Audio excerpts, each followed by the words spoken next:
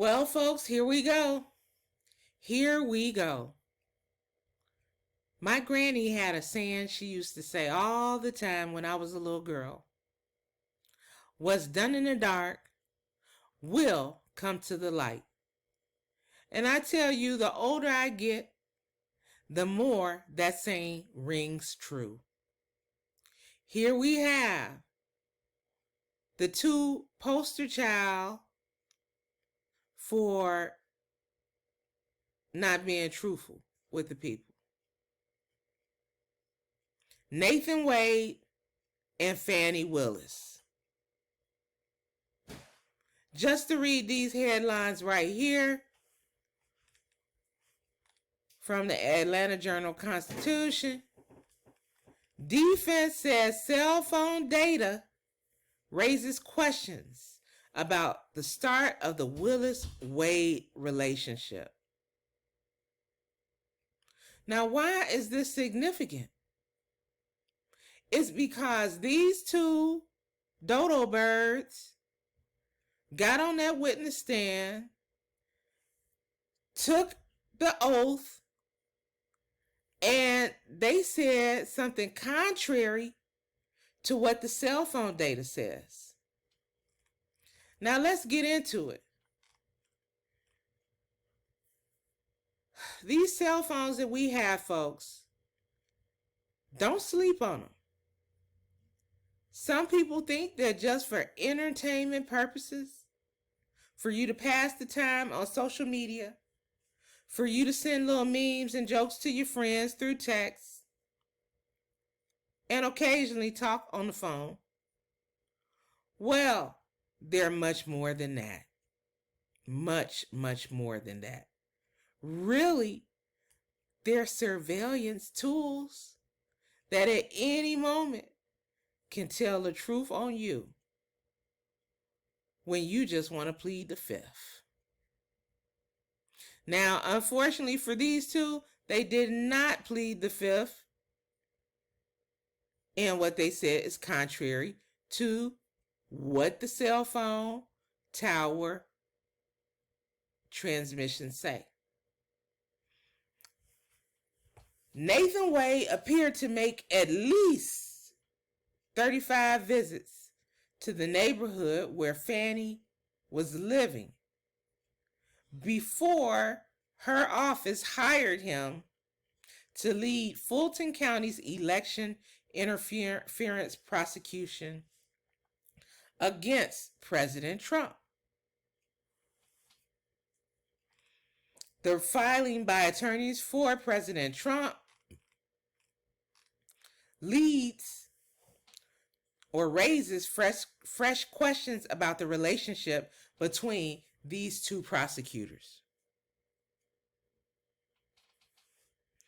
which the former president and other defendants argue has tainted the case against them.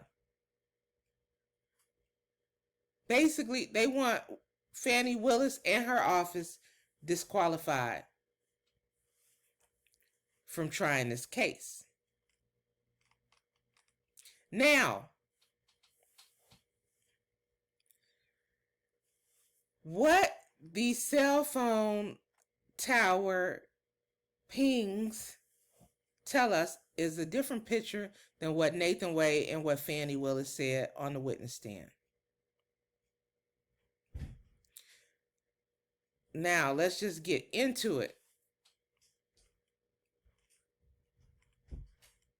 So, Willis visited, or Nathan Wade visited Fani at her condo no more than 10 times before he was hired in November 2021. That was his testimony. That was Nathan Wade's testimony. Now, the cell phone tower transmissions pinged Nathan Wade's cell phone in the area of Fani Willis's condo, right? It pinged it late at night, and it pinged him leaving early the next morning. And this was said to have happened at least twice. So this contradicts their statement, their testimony, saying that they were not romantically involved before he was appointed special prosecutor. They said that their relationship became romantic in early 2022. And they also testified that they had not spent the night together at her condo. So the timeline of the Willis Wade relationship is important for two reasons. If they were a couple before she hired him, of course it raises all kinds of red flags. It makes the relationship look very improper. And more importantly, both Willis and Wade testified under oath that the relationship began in 2022, not 2021. So if they indeed did lie, well, that's considered perjury.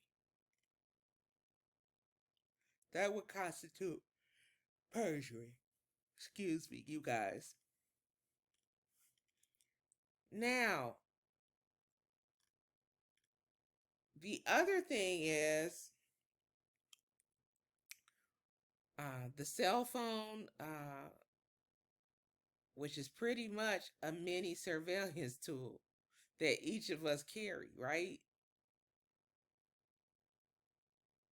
It has been found that Willis and Wade called each other 2,000 times during the first 11 months of 2021.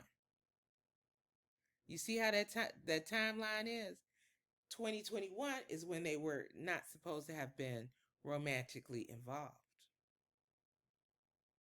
2,000 times. That's a lot, folks. And they exchanged nearly 10,000 text messages. Now, I really don't understand these two. Do they think that they're smarter than everybody else? Did they really think nobody would find out? And particularly, she's a district attorney.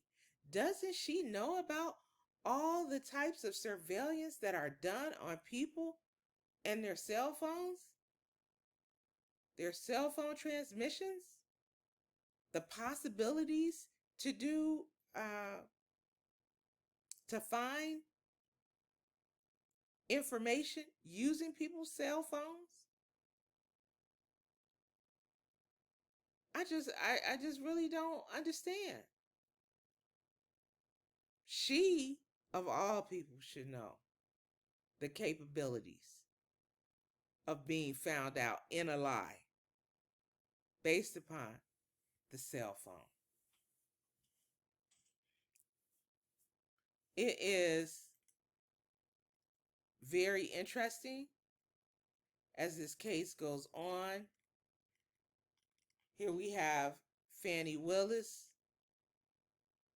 and Nathan Wade wanting to prosecute a former president of the United States of America and really to wrap him up in RICO charges with other people, basically, trying to say he tried to overthrow an election, our governmental processes, etc., etc. When here these two, for appearance's sake, seem to be doing all kinds of improper and potentially illegal activities. Very interesting, folks. We will keep our eyes on the prize with this story. And rest assured, more will come out because the old saying is true: what's done in the dark will come to the light. Take care.